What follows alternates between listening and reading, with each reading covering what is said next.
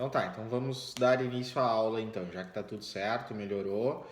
Ah, tá todo mundo vendo esse slide aí que o prof compartilhou na tela?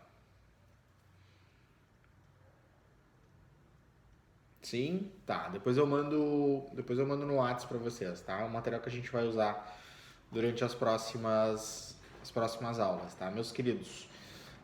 Então a gente viu nas últimas semanas aí um pouquinho de curiosidade sobre a questão dos transportes, né? A gente não viu todos os modos de transporte, mas a gente viu, eu diria que os três principais utilizados no Brasil, né? Trem, navio e caminhão, né? A gente ainda pode falar um pouquinho sobre o avião, mas ele tem um uso bem restrito no Brasil, até por causa do custo do transporte.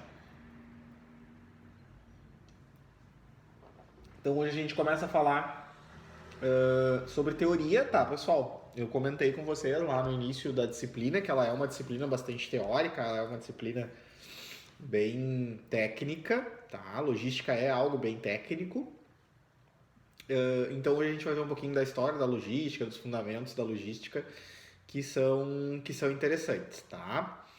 É, Então, conforme está aqui no slide, né, a palavra vem do grego logísticos, né, do latim logísticos, e os termos significam cálculo e raciocínio no sentido matemático. Tá? Então, logística nada mais é do que uma lógica matemática, tá? Que é transportar ou colocar o produto no menor tempo possível, na menor distância possível, no menor custo possível, da melhor forma possível. Tá? Sempre no Brasil a gente vai usar a palavra possível, ok?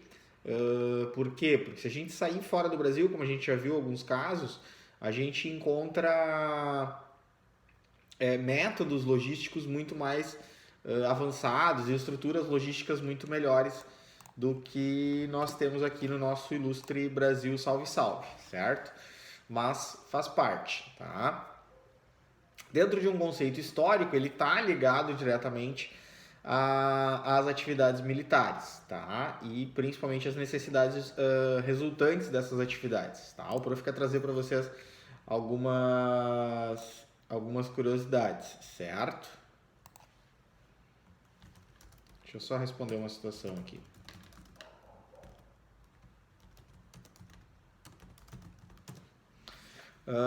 Então, olha só que interessante, tá? Se vocês estavam presentes, atentos, ligados nas aulas de história do ensino médio, tem um fato bem peculiar, né? Bem marcante sobre a Revolução Francesa, sobre Napoleão Bonaparte, né? E sobre o Hitler, tá? Durante a Segunda Guerra Mundial. Ambos perderam as suas lutas e perderam batalhas praticamente da mesma forma, tá? Por uma condição de logística, tá?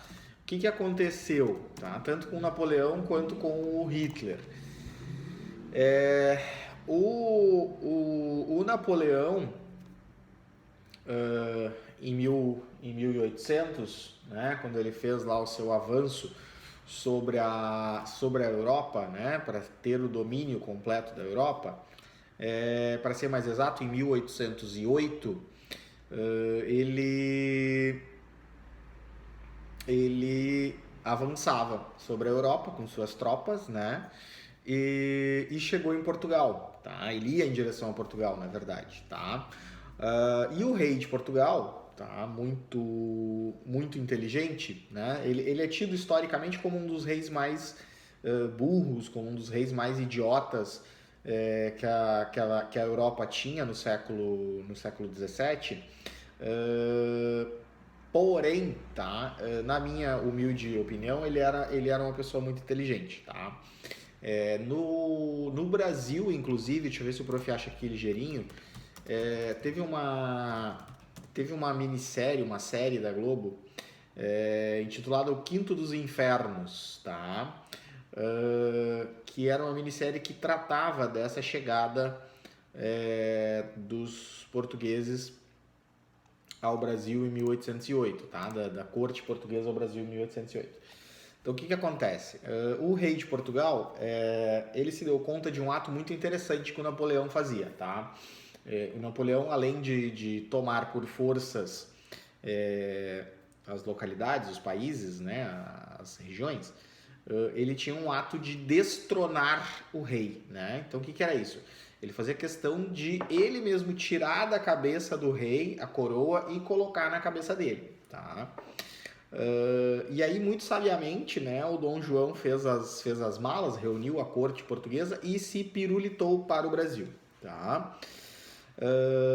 E aí, como o Dom João tirou toda a grande massa financeira, toda a grande corte, livros, dinheiro, móveis, utensílios, pessoas importantes de Lisboa, né, e trouxe para o Brasil, sobrou, né, sobrou em Portugal, vamos ser bem sinceros, tá, pessoal? Sobrou em Portugal o baixo, como a gente brinca, o baixo clero, né? Sobraram os pobres, fracos e oprimidos. Sobrou muito pouco de exército, muito pouco de marinha, né? Grande parte do exército e da marinha portuguesa embarcou junto com a corte em direção ao Brasil. E quando Napoleão chegou em Portugal, né, Lisboa estava abandonada, né? E isso assustou, né? Isso assustou muito Napoleão. Tanto é que se diz que durante essa campanha de Napoleão, Portugal foi o único país que Napoleão não tomou para si, né? Porque como ele não encontrou o rei, psicologicamente falando, perdeu o sentido, né, dele fazer aquele ato de tomar a coroa do rei. Então ele desistiu daquela nação, daquele processo, né? E tomou outros rumos. O que acontece? Essa manobra do Napoleão para Portugal consumiu tempo, consumiu alimento, consumiu água, consumiu soldados, enfim, tá? E movendo-se na sequência, né, um dos próximos países que o Napoleão buscou conflito, né, foi com o que hoje a gente conhece por Rússia, né? E ao chegar na Rússia, o exército russo fez uma manobra muito inteligente de um certo elemento, muito arriscada por outro elemento, muito triste por outro elemento, que foi recuar em direção à capital, né, a Moscou, colocando fogo nas plantações, colocando fogo nos animais, enfim, eliminando tudo aquilo que o exército do Napoleão pudesse utilizar como alimento, tá? E o czar russo, né, que seria o rei russo, né, o czar russo, sabendo da manobra do Dom João, ele mais ou menos fez a mesma manobra, né? Ele só não tinha um país como o Brasil para se mandar, né? Mas ele ele pelou o castelo, né? Ele mandou fechar todas as cortinas do castelo, ele limpou o castelo, não deixou nada lá dentro. E aconteceu a mesma coisa, quando Napoleão chegou dentro do castelo, não tinha mais nada lá dentro, não tinha ouro, não tinha móveis, não tinha tapete, não tinha nada, o cara limpou o castelo. Então, mais uma vez, o Napoleão perdia por não ter o que levar, né? Só que o Napoleão já tinha perdido boa parte da tropa, porque boa parte da tropa do Napoleão morreu de frio e fome. Porque como o exército russo foi recuando, sem deixar alimento, acabou matando boa parte do exército do Napoleão de fome, certo, gente? O que acontece, tá? Como é que cruza a história do Napoleão lá em 1808 com a história do Hitler na Segunda Guerra Mundial, tá? O Hitler, quando invadiu a Alemanha, o Hitler quando invadiu a Rússia, né? O exército russo fez a mesma manobra, tá? O exército russo fez a mesma manobra. Ele recuou, andou para trás em direção a Moscou, mais uma vez colocando fogo nas plantações, nos animais e em alguns poços de petróleo. Então o exército do Hitler também morreu com fome, com frio e sem combustível, né? E sem alimentação, tá? Eu não me recordo agora exatamente qual foi o ato da Segunda Guerra Mundial que prejudicou o Hitler nesse sentido, mas teve um ato na Segunda Guerra Mundial que fez com que o Hitler manobrasse as tropas, né, e recuasse em direção a uma outra batalha, uma outra atividade. E quando ele retornou em direção à Rússia, né, ele acabou tendo esse problema, tá? Eu vou sugerir para vocês, gente, é mais do que uma sugestão, tá? É um pedido muito encarecido para que vocês procurem. Não sei se tem na Netflix, não sei se tem no YouTube, mas procurem pelo filme Caçadores de Obras Primas. Tá? É obrigatório, é quase obrigatório que vocês assistam esse filme para início da disciplina, tá? Qual é o kkk, Bruno? Não entendi o kkk, tá? Eu gostaria que vocês assistissem o filme, tá? Porque é um filme que retrata... é quase obrigatório, eu não tenho como obrigar, né, Bruno? Eu tô aí para pegar pelo pescoço, assim, fazer o Bruno assistir. Mas, por favor, procurem assistir, tá?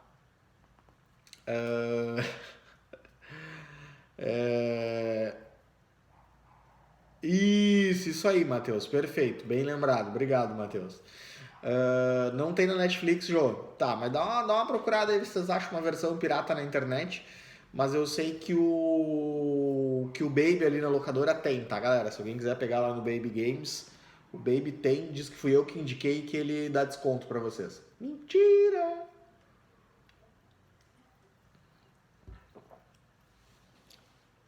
Em DVD, o Baby tem em DVD, Joana.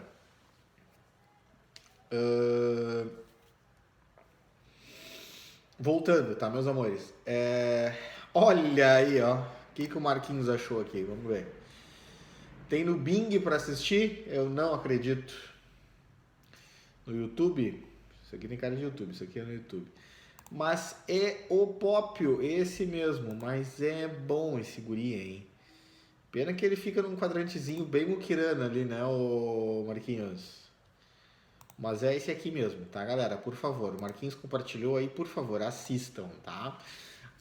Gente, o que acontece, tá? Vou dar um resuminho rápido pra vocês aqui que é bem interessante. O bonitão do George Clooney, que interpreta o ator principal desse filme, o George Clooney reúne um grupo de conhecedores de arte, tá?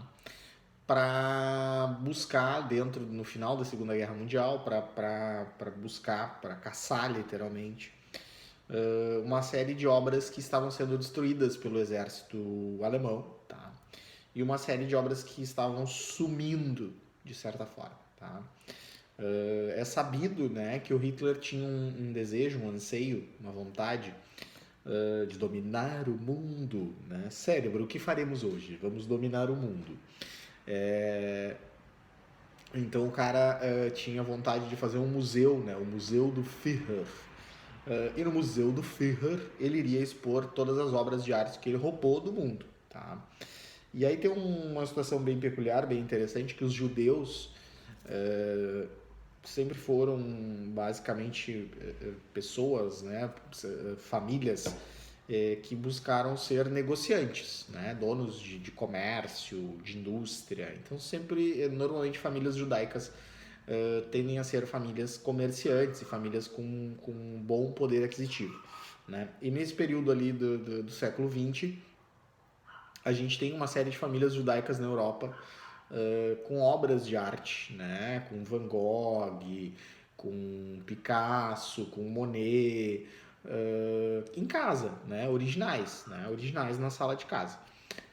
E os soldados do Hitler tinham sido treinados para roubar literalmente essas obras e encaminhar para a Alemanha, né? Então nesse filme vocês vão ver justamente isso, assim, tá? O quanto trafegar pela velha Europa nesse período é bem complicado, como funciona essa logística, tá? E o quanto que isso está intimamente ligado até os dias de hoje, certo?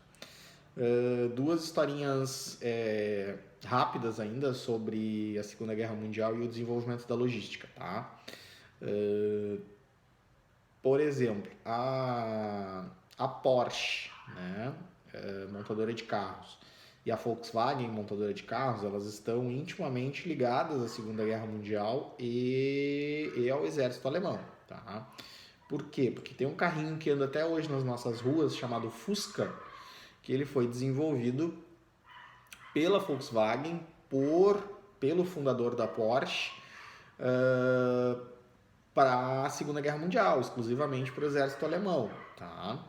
E o que acontece ali, né, pessoal? Ele é tido como, ele é produzido, ele é desenvolvido, é um pedido do Hitler para a Volkswagen que se faça um carro que seja de baixa manutenção, que tenha um baixo consumo de combustível, porque o petróleo era algo muito valioso, né? É algo muito valioso no período de guerra, e que ainda por cima conseguisse desempenhar bem em todo tipo de terreno, né? Bom, exemplo disso até hoje, né?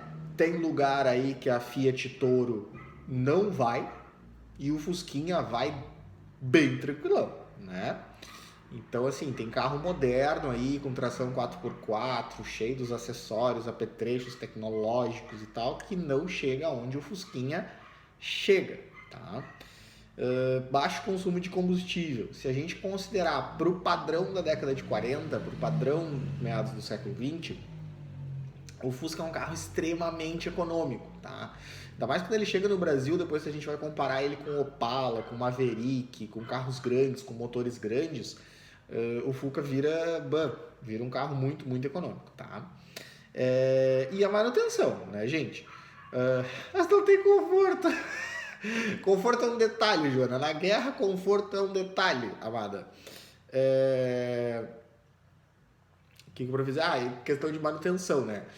Um arame, um alicate, um chiclete, o cara resolve o Fuca, entendeu? É isso aí, não tem muita bobagem, né, Bruno? Então, essa era a condição, tá? E aí, olha que interessante. Do outro lado, né, do lado americano da força, né, do lado americano da força dos aliados, né, os Estados Unidos tinham, durante esse período da década de 40, duas grandes montadoras de moto que disputavam o mercado de motocicletas dos Estados Unidos, que era a Indian e a Harley Davidson, né?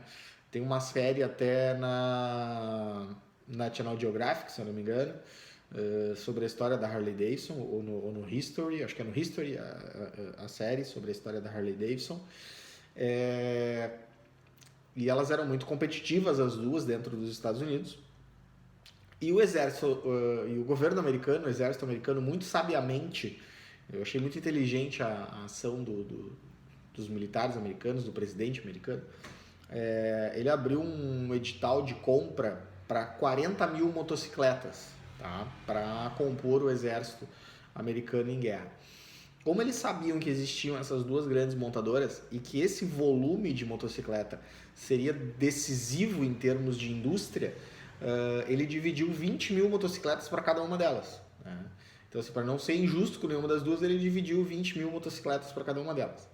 A diferença, gente, que eu achei fantástico, genial, tá? É que no acordo que a Harley Davidson fez com o exército americano, a Harley se comprometeu a ensinar todo soldado americano a dar manutenção nas motos da Harley Davidson. Então, o que aconteceu? Quando esses soldados americanos voltaram da Segunda Guerra Mundial, eles tinham uma nação de americanos, uma nação de pessoas da América do Norte, que idolatravam muito a marca por saber dar manutenção na máquina, né? na máquina.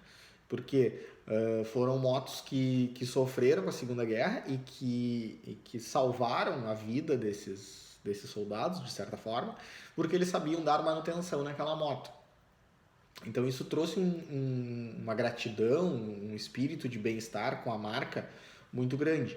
Então, pós Segunda Guerra Mundial é que a gente tem esse salto da Harley Davidson, né? Porque aí depois eles criam uma série de de acessórios, de elementos, de cultura que vai além da moto. Mas se dá muito nessa jogada de ensinar as pessoas naquele momento a dar manutenção na moto, no veículo de guerra, né? Enquanto que a Índia não fez isso, porque a Índia achou que era muito custoso, né, ensinar o soldado americano a dar manutenção no seu veículo, e seria, de certa forma, uma transmissão de conhecimento e que poderia abrir a longo prazo uma série de concorrentes, de pequenos concorrentes, vamos dizer assim. Então a Harley teve essa sacadinha aí que mudou a história da Harley Davidson pro resto da vida, literalmente, tá? Então, percebam que essa condição de deslocamento militar, ele é muito importante, tá? Hoje a gente vive um momento militar em termos de logística que trata muito mais de veículos não tripulados, né, do que de deslocamento de tropa, de alimentação de tropa, de combustível, desse conceito que se carrega por trás de uma grande guerra, né? Hoje o exército americano, enfim, os exércitos do mundo investem em drones, né? Aviões não tripulados, com precisão milimétrica em termos de distância de alvo, né? O que facilita muito esse processo, esse trabalho deles, tá? Então isso é bem interessante da gente entender e da gente compreender quando a gente fala de logística, tá, pessoal? Então, por favor, tenham atenção para isso, certo? A partir, então, da década de 40, né, a gente tem essa questão do assunto militar, né, o termo logística vem lá das tropas do Napoleão, tá? Depois dos franceses, então, os norte-americanos assumiram, já no último século, um papel relevante na pesquisa logística, ainda que com foco na área militar, tá? Eu tenho uma teoria da conspiração, né, de que o conjunto dos Estados Unidos, né, dos americanos, eles precisam estar em constante guerra, em constante conflito para retroalimentar a própria economia, tá? Porque o americano ele tem uma série um grupo grande de pessoas que eles chamam de veteranos de guerra, né? Que são pessoas que recebem salário do governo americano, né? São aposentados do exército, da marinha, da aeronáutica americana. Então eles precisam ter essa retroalimentação, assim, uma coisa muito maluca do modelo americano, tá? Por isso que eles são muito fortes nessa condição. Um outro ponto aqui, tá, galera? Um outro filme para vocês assistirem. Não precisa assistir o filme todo, tá? Pode assistir só o comecinho. É o Resgate do Soldado Ryan. Resgate do Soldado Ryan, tá? O começo do filme do Resgate do Soldado Ryan mostra justamente isso aqui que está aqui nessa tela, que é as atividades do dia D, tá? A invasão das praias da Normandia, né? E depois a reconstrução da Europa, né? O chamado Plano Marshall no pós-guerra. O que acontece aqui, tá? Existe uma série de estudos.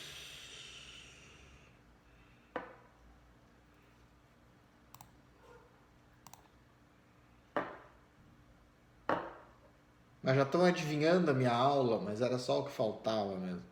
Existe uma série de estudos, meus amores, que diz que os aliados só ganharam a Segunda Guerra Mundial porque eles tinham mais armamento e eles tinham mais pessoas, tá?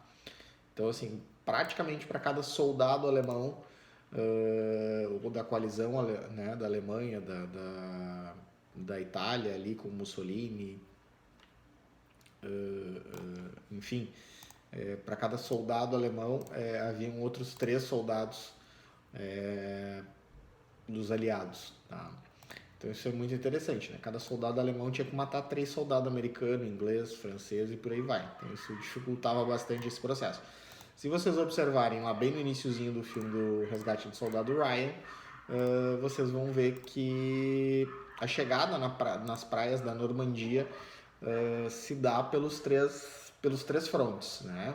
Então, assim, eles atacam de avião, eles atacam, nessa questão do avião, atacam com paraquedistas, atacam por mar, né, com chegada de soldados pela praia, e já com o descarregamento de tanques, de caminhões, de equipamentos do exército, de rodagem do exército americano, para atacar na Normandia e para adentrar a França e para adentrar a Europa e para tomar conta do processo. A partir dali existe uma reviravolta do processo e tudo mais, e ali é onde os aliados começam a, de fato, decretar a vitória na Segunda Guerra. Tá? E o outro exemplo é muito, né, a reconstrução da Europa. Né? A Europa ficou devastada após a Segunda Guerra Mundial, isso fica muito claro, principalmente na Alemanha. A França sofreu muito, a Itália sofreu muito. Né?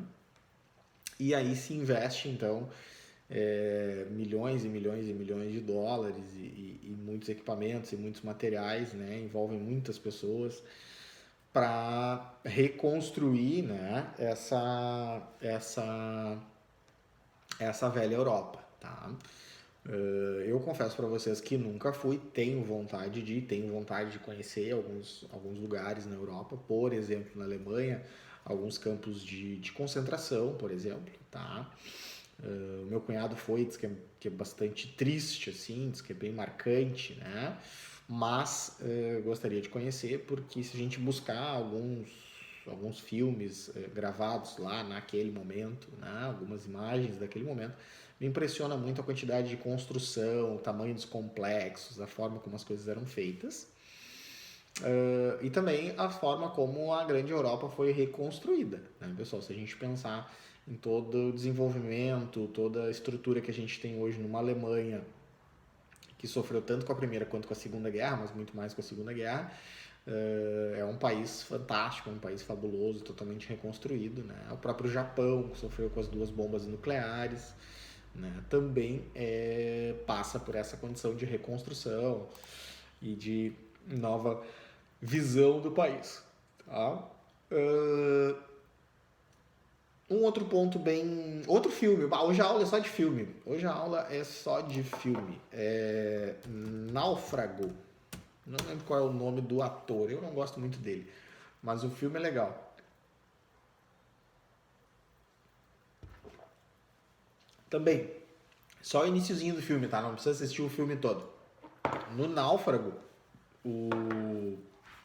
Então eu vou procurar aqui qual é o nome do autor. Ele...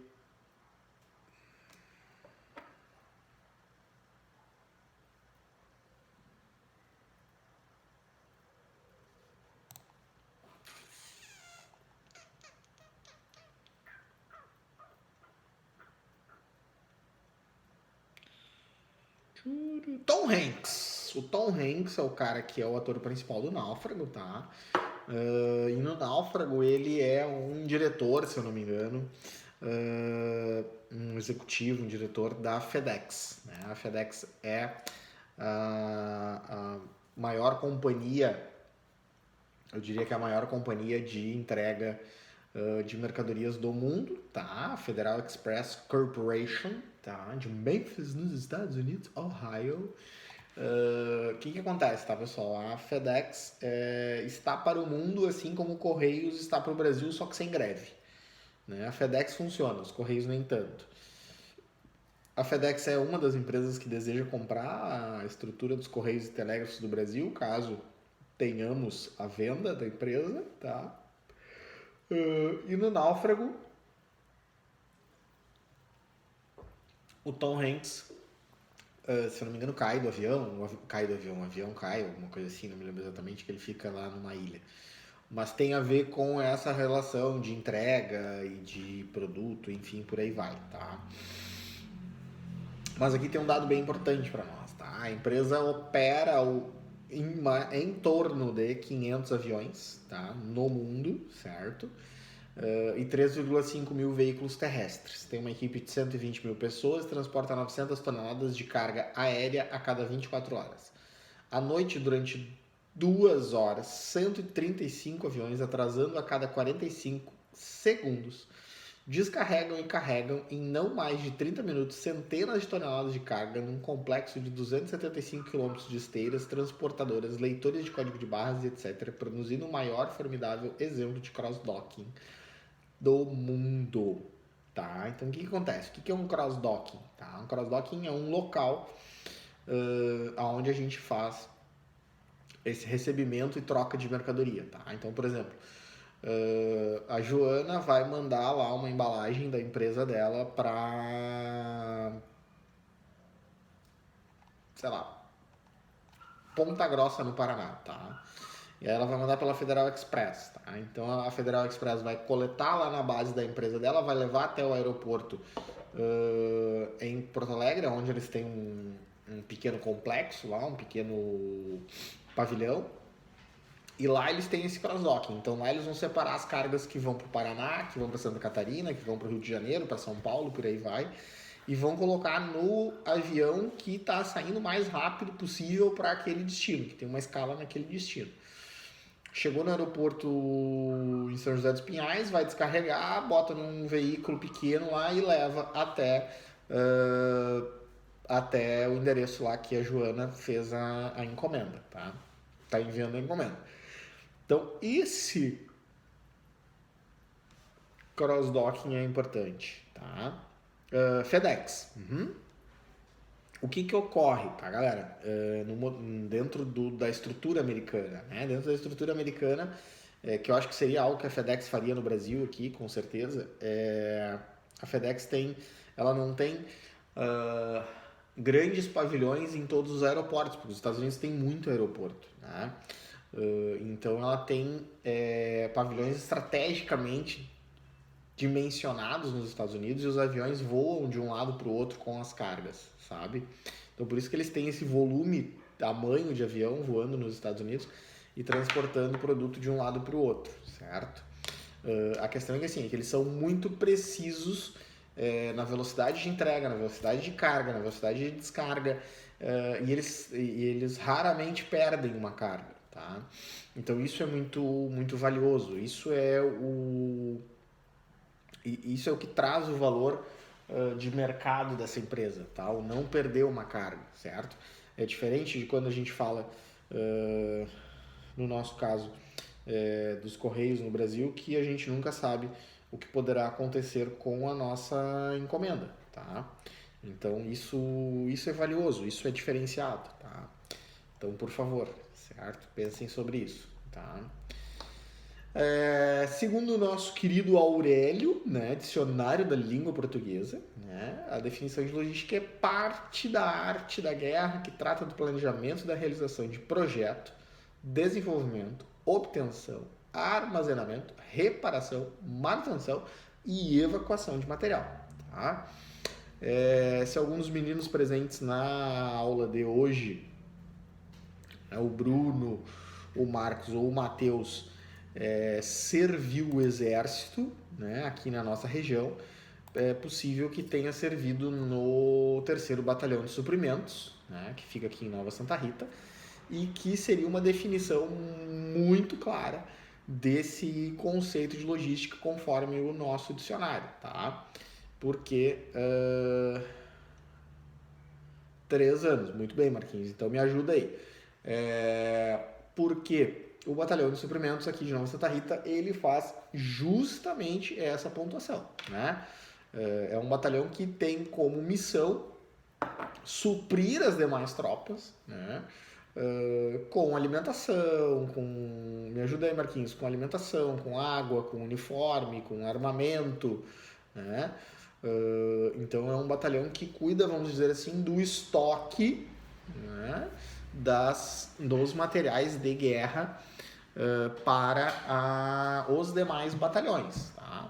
Então é um batalhão que sabe, ou deveria saber pelo menos, né, fazer uma ponte de maneira mais rápida, né, uma ponte de guerra, né, não uma ponte de uso constante, né, uma ponte de guerra lá com estruturas metálicas e tudo mais, né, tem um departamento de manutenção de armamento, né? Tem um departamento só para cuidar desse estoque. Então tem todo esse conceito preparado, né? Dar suporte aos demais batalhões. Não significa que o soldado do terceiro, alimentação, fardamento, isso aí. Não significa que o soldado do terceiro batalhão não seja um soldado preparado para ir à guerra, né? Porque para que esse material chegue até a frente de guerra, precisa muitas vezes enfrentar o inimigo. Tá? Então também passa por treinamento de tiro, por toda essa situação de guerra. Tá? Esperamos do fundo do coração que isso não seja necessário, né, Marquinhos? Que o nosso país continue em paz. Tá? Uma definição mais atual, né? A logística é um processo de gerenciar estrategicamente a aquisição e movimentação e armazenagem de material, peça e produto acabado. O fluxo da informação é importante, tá?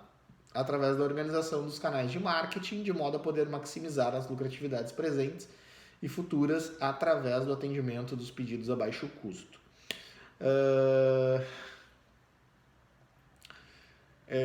Um ponto, galera, que eu acho bem legal da gente entender o quanto que a logística está envolvida na nossa vida, no nosso cotidiano, tem muito a ver com a relação de marketing, sim, tá?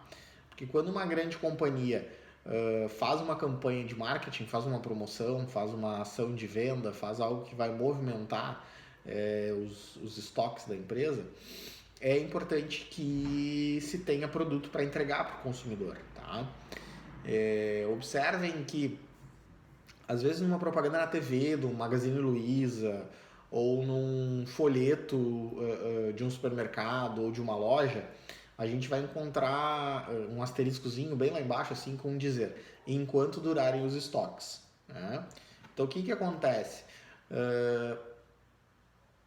Daqui a pouco, eu faço uma promoção, vou dar um exemplo para vocês, eu faço uma promoção de micro-ondas, tá? Nem sei se isso ainda tem, mas o Walmart tinha, né? O Nacional tinha, o Walmart tinha muito eletrodoméstico, né? Tinha um reduto só de eletrodoméstico no Walmart.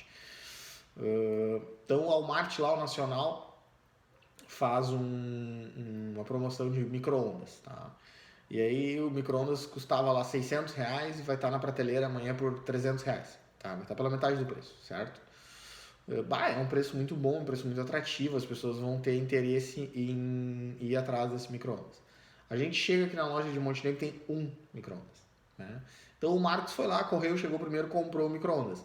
E todos nós ficamos chupando no dedo porque o Marcos levou aquele único micro-ondas que tinha. A gente vai ficar muito puto, a gente vai ficar muito insatisfeito com aquele marketing, a gente vai ficar com muita cara de trouxa, tá ligado? E aí vai ser o quê? Vai ser falta de logística. Porque era muito mais fácil dizer que a loja de Montenegro não ia participar da promoção do que colocar a loja para participar da promoção tendo apenas uma peça e não conseguindo atender a demanda da loja. Tá? Então esse parâmetro é muito importante. Esse parâmetro precisa ser muito bem definido. Uma ação de marketing que funcionou muito bem há anos atrás foi uma ação de marketing da Pepsi. A Pepsi fez uma ação de marketing que comprando você levava outro de graça. Tá? Foi quando a Pepsi lançou a campanha do Pode Ser Pepsi, né? Que as pessoas chegavam lá nos restaurantes, nos bares, nos mercados e pediam por uma Coca-Cola e o garçom dizia que não tinha e perguntava se podia ser Pepsi. Né? Então a Pepsi mais ou menos naquele momento aceitou que ela era uma segunda opção, vamos dizer assim, e o formato que ela encontrou para rever essa posição estratégica de mercado foi fazer com que as pessoas consumissem mais o produto dela, né? De fato, saboreassem o produto dela, né? Degustassem o produto. E aí, para fazer isso, nada melhor que no brasileiro compre um, leve dois. Né? O brasileiro adora uma promoção de compre um, leve dois, de que estou levando uma vantagem, de que estou ganhando algo em cima. Então a Pepsi fez justamente isso. A Pepsi escolheu nas cidades, em algumas cidades, não foi em todas as cidades do Brasil, mas foram em cidades eleitas pela Pepsi, e dentro dessas cidades a Pepsi elegeu alguns estabelecimentos. Então eu me lembro que aqui em Montenegro, por exemplo, foi o IMEC, o estabelecimento que foi escolhido, né? E não tinha um limite de refrigerante por pessoa, tá? Então, não é 2 por CPF ou 5 por CPF, não, era ilimitado. e a Pepsi deu conta de colocar produto à disposição desses supermercados que foram escolhidos, né? Porque eles não podiam chegar uma semana antes e ir estocando Pepsi no supermercado. O supermercado tem um espaço limitado para estoque. Então eles chegaram na noite anterior à promoção e fizeram essa colocação maciça de produto. Durante o dia foram recolocando o produto nas lojas para garantir. Então, quer dizer, foi algo que o marketing criou, que se deu lá com o PCD, lá dentro da linha de produção, se fez uma produção maciça, exorbitante de refrigerante. Depois o pessoal da logística fez a trafegabilidade desse produto, colocou em tempo hábil à disposição do supermercado. E o supermercado à disposição do cliente. Então esse time aí é muito importante quando a gente fala de marketing, quando a gente fala de logística. Tá? Eu preciso fazer o evento, eu preciso fazer a organização daquela venda, daquela imagem, mas eu preciso que aquele produto chegue na ponta da gôndola. Tá? Isso nem sempre acontece em todos os lugares, certo? A logística empresarial trata do movimento em todos os sentidos de materiais, serviços, pessoas e informações nos ambientes inter e intraempresarial com eficácia, então alcance dos objetivos, eficiência, minimização de custos e efetividade, compromisso com o social e com o meio ambiente. Um ponto bem bacana aqui, galera, é, por exemplo, a logística de pessoas.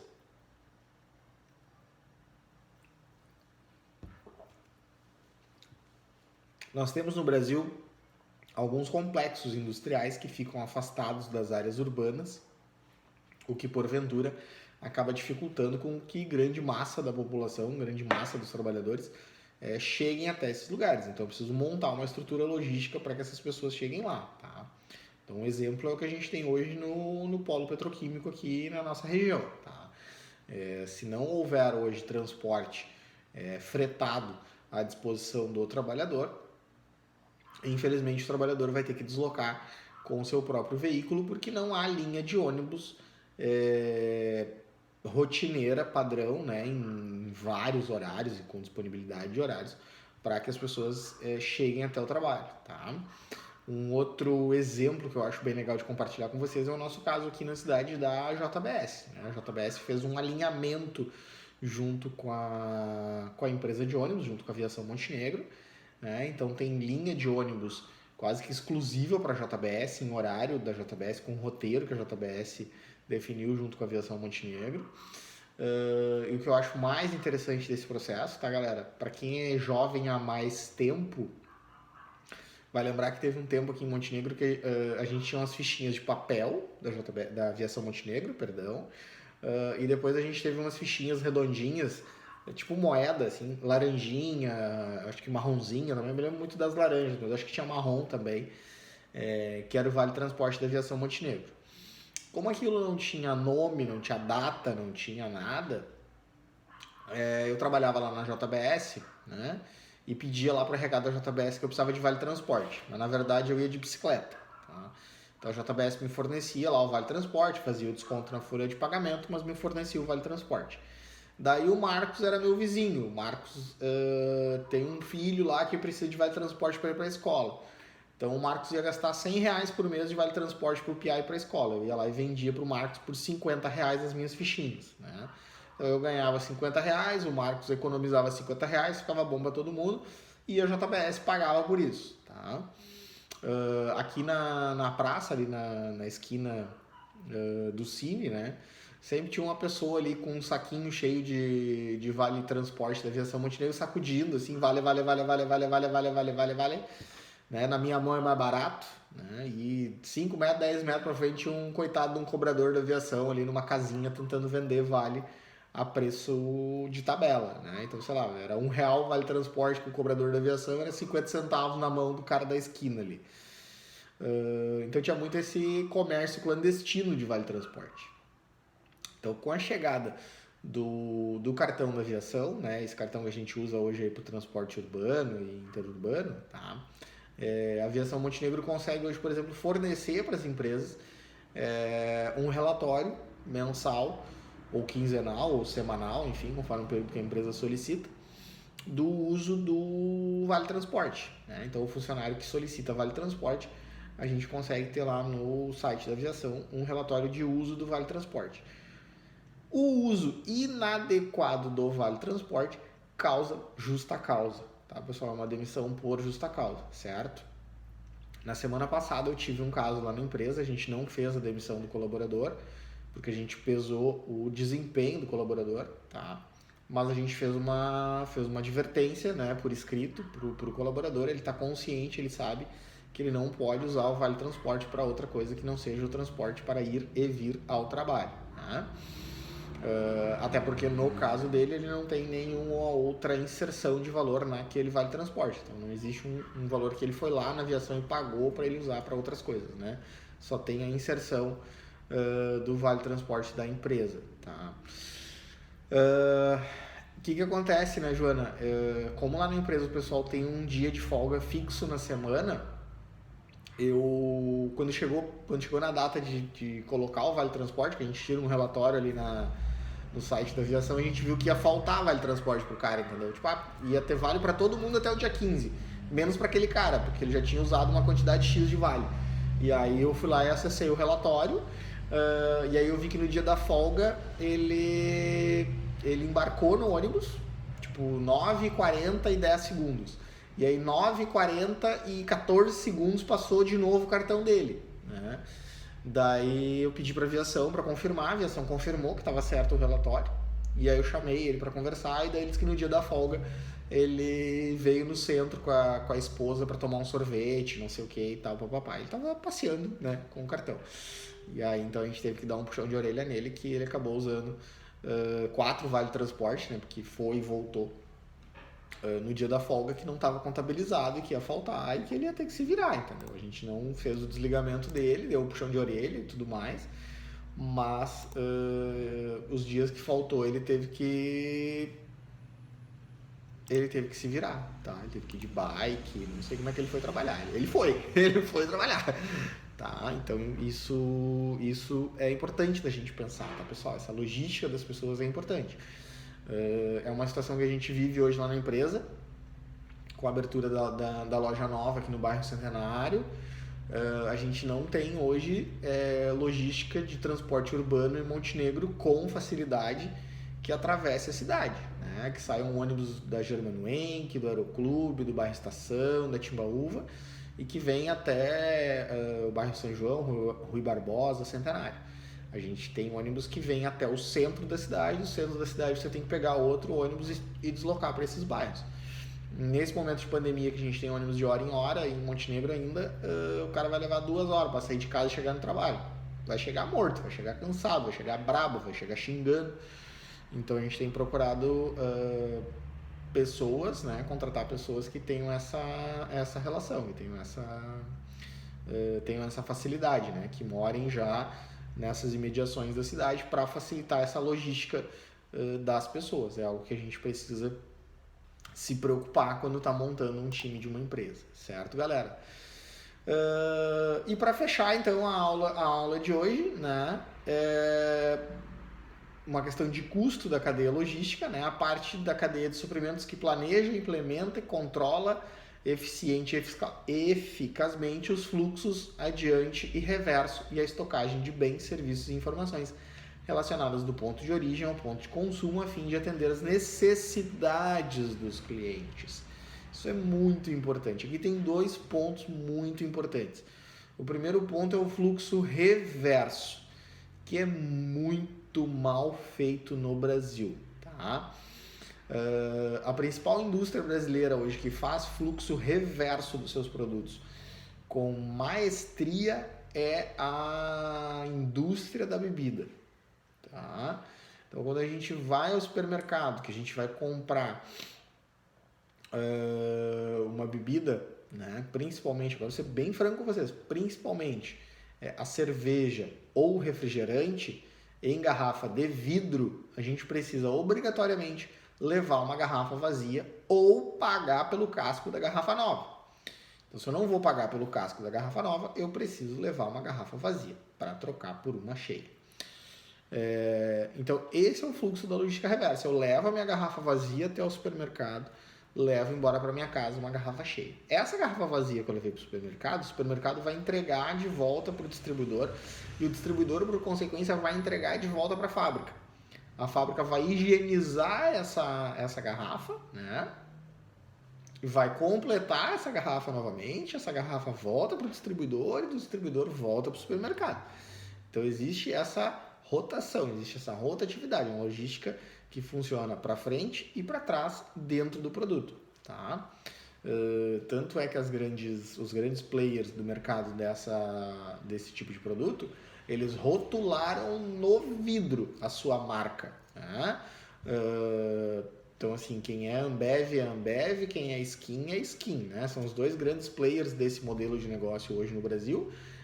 Hoje o supermercado que faz o processo correto dentro desses players, você leva uma garrafa Ambev vazia, você só pode levar para casa uma garrafa cheia da Ambev, você não pode levar uma garrafa da Skin para casa, tá? Porque também é uma forma de amarrar o consumidor àquela marca, tá, gente?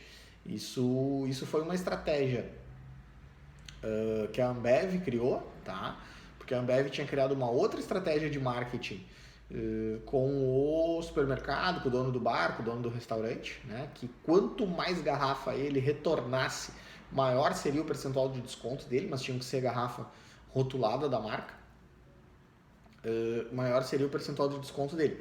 E aí a Skin processou a Ambev dentro do Conselho de Administração e Economia do Brasil e ganhou, né? Porque a Ambev estava criando uma forma de se tornar única praticamente no Brasil, porque era muito agressivo a quantidade de desconto que o estabelecimento ganhava. Então, como a Ambev não consegue, de certa forma, controlar o mercado, o restaurante, o bar, né, essa compra, né, ela criou então essa estratégia de rotular o vidro. Então ela rotula o vidro e você, como consumidor, só pode consumir do vidro, e aí você diz para o CAD que é uma opção do consumidor, né? Quando na verdade é uma estratégia de ambas as partes para rotular e para fazer com que as pessoas fiquem ali, tá? E o outro ponto é atender a necessidade do cliente, certo? Então, assim, importante, é necessário, é muito necessário atender a necessidade do cliente, tá?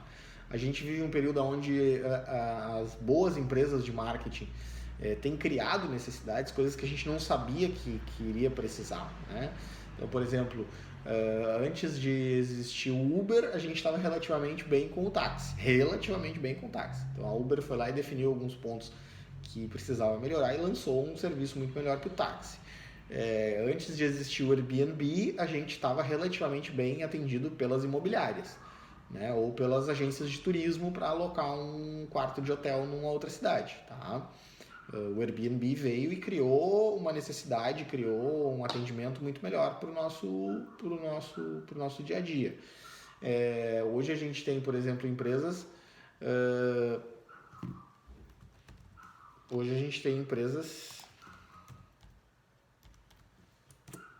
Acho que é assim. A gente tem empresas que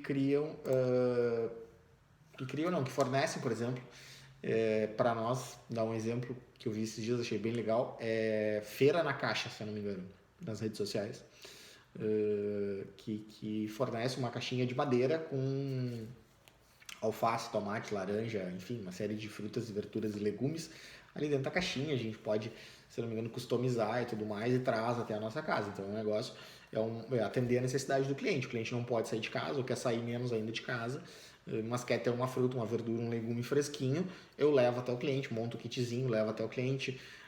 Um tempo atrás era muito comum aqueles clubes de vinho, clubes de comida, clubes disso, clubes daquilo, né? Então a gente recebia uma vez por semana, uma vez a cada 15 dias na nossa casa, produtos para experimentar, para degustar, para comer e beber e tudo mais.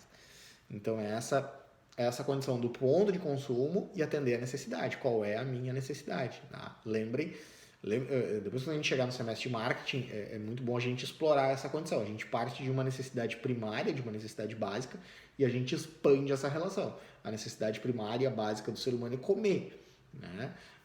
Vocês podem comer um pão, o pão alimenta. Agora, Se o pão for sem glúten, se o pão for sem lactose, se o pão for com gergelim, se o pão for de farinha preta, se o pão não sei o quê, aí eu tô criando um conceito, eu tô criando uma expectativa em vocês, uma outra relação em cima daquele pão que vai fazer vocês consumir ou o meu pão branco clássico lá, ou aquele pão que eu criei uma imagem, uma identidade em cima dele.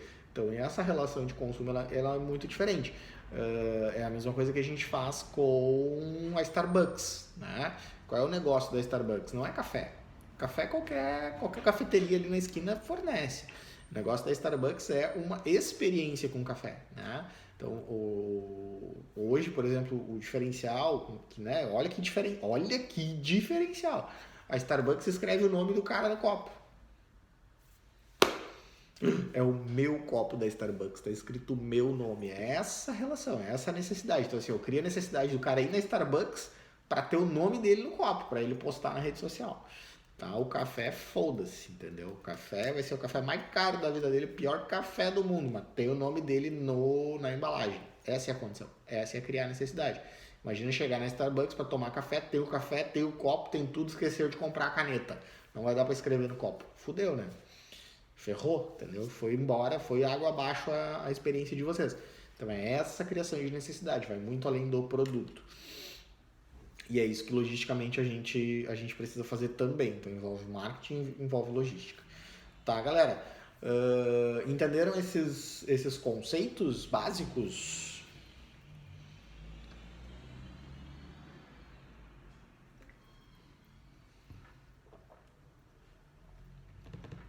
Sim? Então tá, bacaninha. Então, por favor, assistam os filmes que eu indiquei para vocês, tá?